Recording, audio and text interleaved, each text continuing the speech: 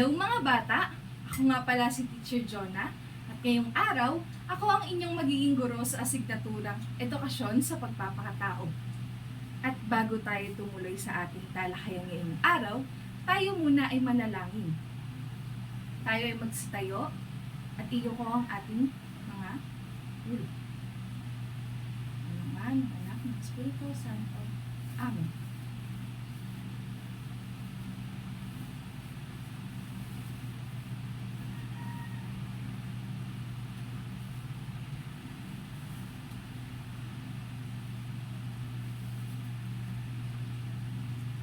Yan. Bago tayo umupo, tayo muna ay magpulot ng mga kalat na ating nakikita sa paligiran at ayusin ang mga upuan. Ayan, okay na ba ang lahat? Mahusay. Bago natin simulan ang talakayan ngayong araw, meron muna akong ipapakita sa inyong mga larawan na inyong oobserbahan. At pagtapos obserbahan, tayo naman ay sasagot ng mga katanungan. Iilang katanungan mula sa akin. Handa na ba ang lahat? Ayan. Meron kayong 2 minuto para obserbahan ang mga larawan na aking ipapakita. Ayan. Ang inyong 2 minuto ay magsisimula na ngayon. Ayan. Pagtapos ninyong obserbahan ang mga larawan na aking ipinakita, nais ko na sagutin ninyo ang mga katanungan na aking inihanda. Ayan. Unang katanungan, may pagbabago ba sa kanilang pisikal na itsura? Ano ang mga ito?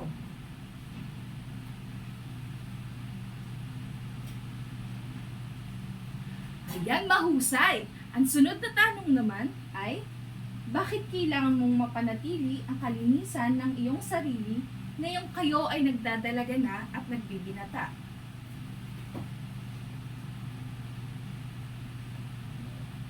Mahusay mga bata!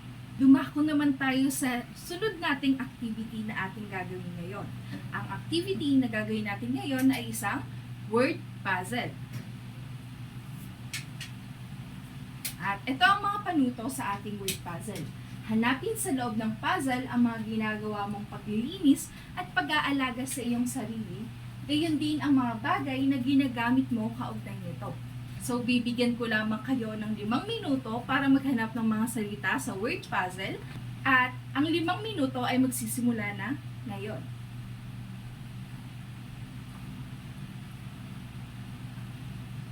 Ang 5 minuto ay nagtapos na. Tignan naman natin ngayon ang mga kasagutan na inyong nahanap mula sa word puzzle. Ayan, meron tayong mga nahanap na salita: pagliligo, pagsisipilyo, nail cutter, shampoo, gulay, sunblock, ehersisyo, tuwalya, panyo, prutas, pahinga, at suklay. Kung may mga nakita kayong salita na katulad ng mga sinabi ko ngayon, ay mahusay kayong lahat. Napapansin niyo ba ang mga pinagawa kong activity ay mga magkakakonekta sa isa't isa. At ngayong araw kasi, ang tatalakayin natin ngayon ay ang tungkulin sa sarili sa panahon ng pagbibinata at pagdadalaga. Merong mga pagbabago sa ating ngayon simula yung nagbibinata at nagdadalaga na tayo. Ang pagbibinata at pagdadalaga ay nagsisimula sa 10 taong gulang hanggang 19 na taong gulang. Ito ang mga pagbabago sa ating sarili nang tayo magsimula ng pagdadalaga at pagbibinata. Hindi natin doon. Ayan.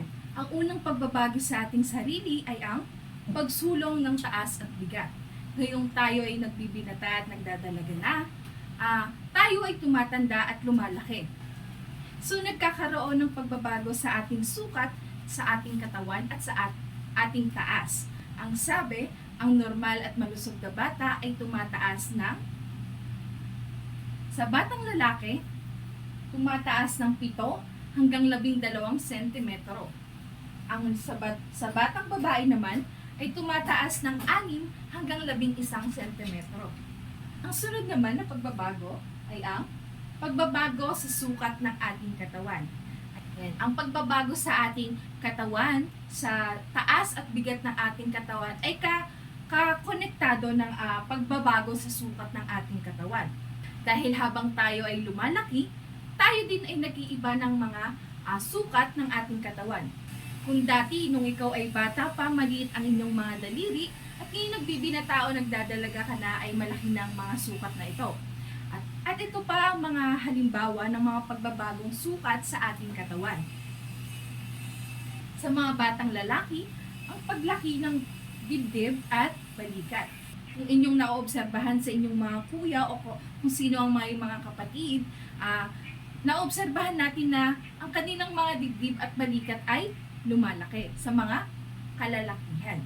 At sa mga kababaihan naman, ang pag-umbok ng dibdib at paglapad ng balakang. So, sa mga kababaihan, bilang tanda na tayo ay nagdadalaga na, nagkakaroon na ng hubog ang ating mga dibdib. At lumalapad na din ang ating mga balakang.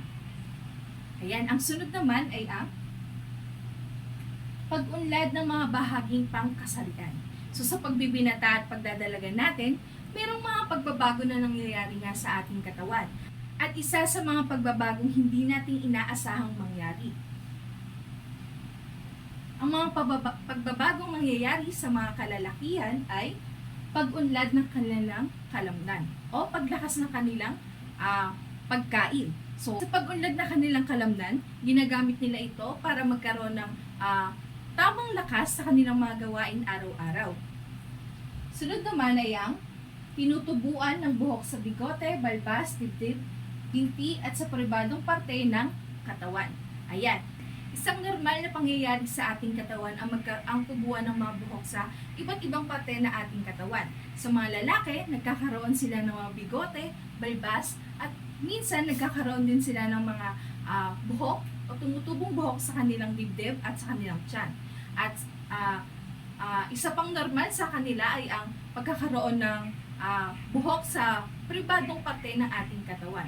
Ang sunod naman ay ang lumalabas na ang kanilang mga Adam's apple. So kung naobserbahan ninyo sa mga lalaki, sa mga kalalakihan, sa inyong tatay, tito o kuya, meron silang mga maliit na bukol, para siyang bukol sa kanilang mga lalamunan o sa kanilang leeg. At ito ay nagsasanhi sa kanila na minsan ay pumipiyok sila o kaya bumababa ang kanilang mga boses. Ang sunod naman sa mga batang babae. Una ay ang buwan ng dalaw o regla. Ang buwan ng dalaw o regla ay nangyayari sa ating mga pagdadalaga. At ito ay dumadating kada buwan. Sa mga babae, nakakaramdam sila ng dysmenorrhea o pagsakit ng kanilang puson. Ito na ang tanda para magkaroon o sinyales na magkakaroon na sila ng kanilang buwan ng dalaw. Sunod naman ay ang nagkakaroon ng hugis ang dibdib. Kung napapansin nyo sa inyong mga ate at nanay, nagkakaroon sila ng hugis sa kanilang pagtanda, sa kanilang dibdib. At yun ang tinatawag nating dede. At normal lamang ito sa mga kababaihan at lalo na sa mga nagdadalaga na magkaroon na ng hugis sa kanilang dibdib. Ang sunod naman ay ang paglapad ng mga balakang. Ang balakang o hips ay itong mga parte sa ating gitnang katawan. Ito, sa gilid ng ating gitnang katawan. Ang sunod naman ay ang tumutubo ang buhok sa kilikili at sa pribadong parte ng katawan. Ayan, normal din, katulad ng mga lalaki, normal din sa atin mga kababaihan na magkaroon ng buhok sa kilikili at pribadong parte ng katawan. At dahil nagbibinata at nagdadalaga na tayo, kailangan nating pangalagaan ang ating sarili. Ito ang mga ilang pangangalaga sa ating sarili ngayon tayo ay nagbibinata at nagdadalaga na. Una ay sundin at gawin ang kanais-nais na pag-uugali sa pagkain. Isang importanteng pangangalaga sa ating sarili ng ating pagkain. Ang unang-una ay kumain sa tamang oras, kumain ng sapat at masustansyang pagkain, iwasang magmadali sa pagkain, nguyain ng mabuti yung pagkain, at iwasan ang pagkain ng sitserya. Sa pangangalaga ng ating sarili, inaalagaan din natin ang ating kalusugan. At lalo na sa ating pagkain, kailangan tama at wasto ang ating kinakain araw-araw. Iwasan natin ang pagchichirya araw-araw dahil ito ay nakakasama sa ating kalusugan. At sa pagkain, ito na rin ang isang paraan para tayo ay maging malusog. Ayan, ang sunod naman ay ang nakakatulong sa pagtunaw ng pagkain, pagbabawas ng dumi sa katawan at maayos na daloy ng dugo ang pag-ehersisyo. So, ang pag-ehersisyo daw ay nakakatulong din sa pangangalaga natin sa ating sarili. Bakit? Dahil ang pag-ehersisyo ay nakakatulong sa pagdumi natin araw-araw at nakakatulong din ito na maiayos ang tamang daloy ng ating dugo sa ating katawan. Ang sunod naman ay ang nakakatulong na maiwasan ang sakit kapag tama at wasto ang oras ng pagtulog. Ayan. So sa pagtulog, isa din itong pangangalaga sa ating sarili. Dapat wasto at tama ang ating pagtulog. Hindi dapat sumusobra sa tulog dahil meron ding kaakibat na consequence sa sobra-sobrang pagtulog at sa kulang naman sa pagtulog. Diba? Lalo na ngayon, ang mga kabataan ngayon ay hindi na sumusunod sa ating tamang oras ng pagtulog. Minsan yung iba ay natutulog na ng alas 12 or hating gabi na ang pagtulog nila. At yon ay nakakasama sa ating kalusugan or nagkakaroon tayo ng sakit kapag lagi nating ginagawa itong mga pagtulog ng hindi tama at hindi wasto. Ang sunod naman ay ang tiyaking regular ang pagdumi araw-araw. Ayun nga, katulad nga ng sinabi ko kanina, ang pagdumi ay dapat ginagawa natin ng regular or araw-araw siya na ginagawa. Dahil araw-araw tayong kumakain, ilang beses tayo sa isang araw kumakain, kaya kailangan na ilalabas natin yung mga ipinapasok din natin. So, sa pagdudumi, sa salitang yon, dumi, kailangan talaga nating ilabas sa ating katawan dahil ito ay makakasama sa ating kalusugan. Sunod naman ay ang panatilihing maayos ang sarili. Isa sa mga pangangalaga sa ating sarili ay ang kaayusan natin sa araw-araw or kaayusan natin sa ating katawan. So, paano nga ba natin pananatilihing maayos ang ating sarili? Ayan, dumako naman tayo sa kalinisan at kaayusan ng ating sarili. Ang unang-una ay ang maligo araw-araw. Sa pagliligo natin sa araw-araw, nababawasan ang ating amoy sa ating katawan. Dahil araw-araw tayong may ginagawa sa ating araw-araw, naglalaro o kung ano-ano man, is napapawisan tayo at nagkakaroon tayo ng amoy sa ating katawan. Kaya kinakailangan nating maligo araw-araw at nakakatulong din itong pagligo natin sa araw-araw ang tamang pagdaloy ng dugo sa ating katawan. Sunod naman ay ang patilihing malinis at malusog ang buhok. So sa pangangalaga sa ating sarili, sa kaayusan at kalinisan, kailangan pati buhok natin ay naaalagaan o nalilinisan natin. Dahil isa ito sa mga laging nakikita or dapat linisan na sa ating buhay, lalo na sa mga kababaihan na mahahaba ang buhok. Kailangan alagaan natin na hindi magkaroon ng puto or mga lisa sa ating buhok. And ayan, sa pangangalaga ng ating buhok ay kailangan naliligo tayo araw-araw at hindi lang basta-basta naliligo tayo. Tayo din dapat ay nagsha-shampoo o nililinisan ng mabuti ang ating mga buhok. At para maging malusog ang ating mga buhok, gumagamit din tayo ng coconut oil isang beses kada isang buwan para mapanatili nating malusog at maganda, malinis ang ating mga buhok. Meron akong ibabahagi sa inyo na isang nilalagay ko sa buhok ko para maging maganda at malinis or maayos o malusog ang aking buhok. Ito ay ang baby oil. Ito ay isang alternative sa coconut oil dahil nga may kamahalan ng coconut oil. So, ang aking nilalagay sa aking buhok. Dahil ganun din naman ang epekto nito katulad na sa coconut oil. Sunod naman ay ang Magsipilyo ng ngipin araw-araw. Ayan, sa pagsisipilyo, dapat araw-araw natin itong ginagawa. Dahil ito ay isa na din sa ating pangangalaga sa ating sarili, ang kalinisan at kaayusan ng ating mga ngipin. At ang pagsisipilyo daw ay ginagawa ito ng 3 beses kada araw. Ang una ay ang pagising natin sa umaga, pangalawa ay ang pagtapos natin sa pagkain, ang pangatlo ay ang bago tayo matulog. Ayan, ang sunod naman ay ang linisin at putulin ang kuko sa kamay at paa gamit ang nail cutter kapag mahaba na ang mga ito. Isa din ito sa kalinisan at kaayusan ng ating sarili ang pagputol ng ating mga kuko sa kamay at sa paa.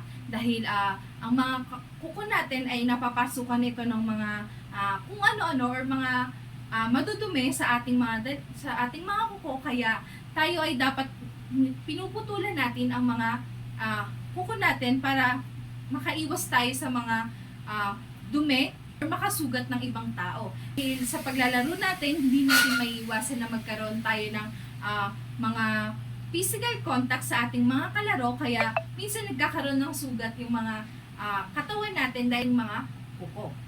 Sunod naman ay ang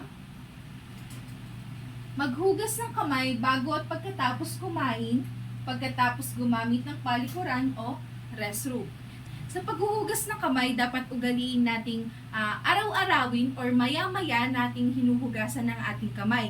Dahil ang ating kamay ay ito dapat ang pinaka-importanteng malinis or pinaka-malinis dapat sa ating katawan, dahil dito lahat ng ginagawa natin ay ginagamitan natin ng ating kamay. At ang kamay din natin ang ginagamit natin sa pagkain.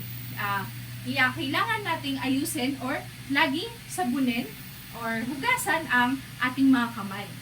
Yan. Sunod naman ay ang linisin ng cotton buds ang labas ng tenga araw-araw, minsan naman sa isang linggo ang loob ng tenga.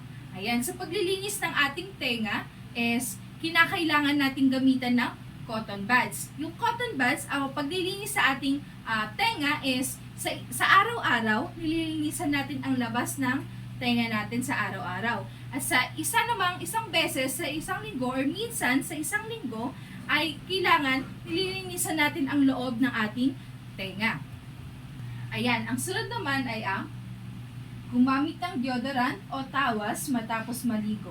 Ito ay kung kinakailangan lamang.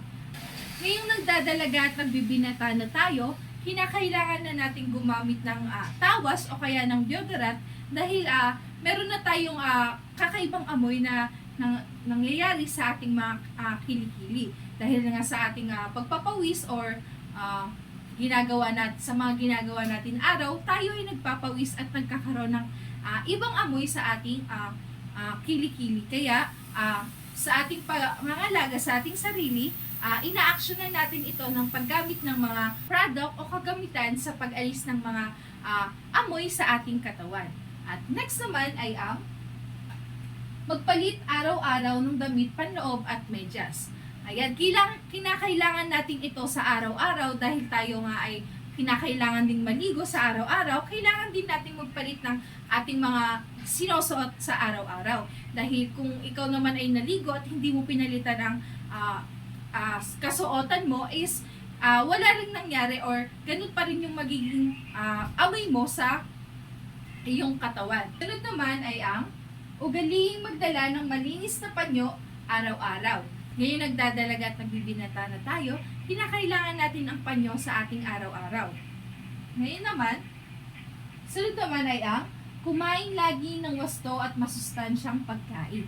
Katulad nga ng sinabi ko kanina, ang pagkain din ay isa ang nakaka-epekto sa ating pangangalaga sa ating sarili. Dahil ang pagkain ng wasto at tama at masustansyang pagkain ay nakakatulong sa ating kaayusan sa ating sarili at sa ating kalusugan. Sunod naman ay ang mag-ehersisyo araw-araw. Katulad din ng sinabi ko kanina, ang pag-ehersisyo ay nakakatulong sa ating pangangalaga sa ating sarili. Sunod naman ay ang magsuot ng malinis at plantsadong damit. Pananatili na ating kaayusan sa sarili, kinakailangan din ito ng kaayusan sa ating pananamit o sa ating postura. Sa ating pagdadamit, kinakailangan malinis at hindi gusot-gusot or plantsado ang ating mga sinusuot para tayo ay kaaya-ayang tingnan.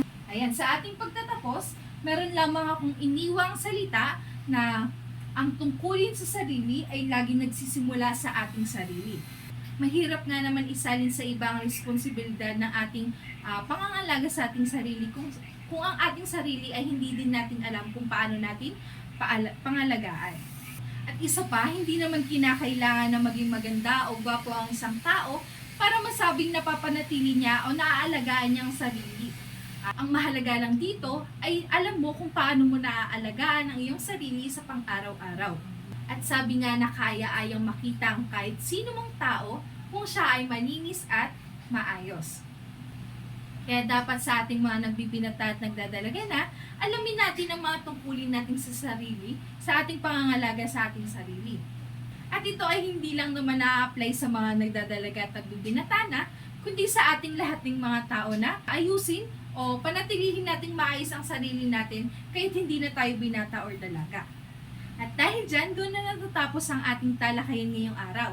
At para makita ko kung meron kayo natutunan ngayong araw sa aking diniscuss, is magkakaroon tayo ng tanungan na kailangan ninyong sagutin para malaman ko kung meron nga ba kayo natutunan ngayong araw. Handa na ba? Ayan. Ang una, ano-ano ang tungkuling dapat gampanan sa panahon ng pagbibinata at pagdadalaga? Sunod naman, bakit kailangan gampanan ang lahat ng ito? Ang sunod, makabubuti ba ito sa iyong sarili? Paano? At ang panghuli, mayroon ka bang maidadagdag sa mga nabanggit na tungkulin na mula? At ang panghuli,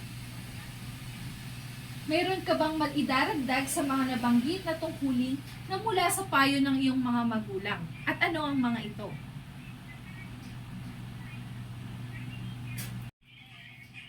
Ma? Ano? Kapit naman ito na nagpapasagot na. Ayan, mahusay. At para lalo nating maintindihan or lalo pa nating malaman kung meron nga ba talaga kayo natutunan, meron pa isang activity na ipapagawa sa inyo si teacher. So, panuto, isulat sa bilog sa gitna ang ako ay nagbibinata kung ikaw ay isang batang lalaki at ako ay nagdadalaga kung ikaw ay batang babae. Sa kapunan, ang mga tungkuling iyon dapat gampanan bilang nagdadalaga o nagbibinata. Bibigyan ko lamang kayo ng 5 minuto para sagutan ang mga ito. Ayan, mahusay mga bata. At dahil dyan, nalaman kong meron nga talaga kayong natutunan sa aking mga tinalakay ngayong araw. At bago dyan, ang huling-huli ay ang quiz. So, maglabas tayo ng papel at lapis para ito ay sagutan. Ang quiz natin ay susulat lamang kung ito ay tama o mali. Ang number 1, ang pagsakit ng puson tuwing nireregla ay tinatawag na dysmenorrhea. Tama ba ito o mali? Sunod naman, karaniwan nagtatagal ang regla ng 3 araw lamang kada buwan. Ito ba ay tama o mali? Ayan, unang katanungan, ang pagsakit ng puson tuwing nireregla ay tinatawag na dysmenorrhea. Tama ba ito o mali? Ang sunod naman ay, karaniwan nagtatagal ang regla ng 3 araw lamang kada buwan. Tama ba ito o mali? Sunod, dapat gumamit ng deodorant o tawas pagkatapos maligo o tuwing kinakailangan.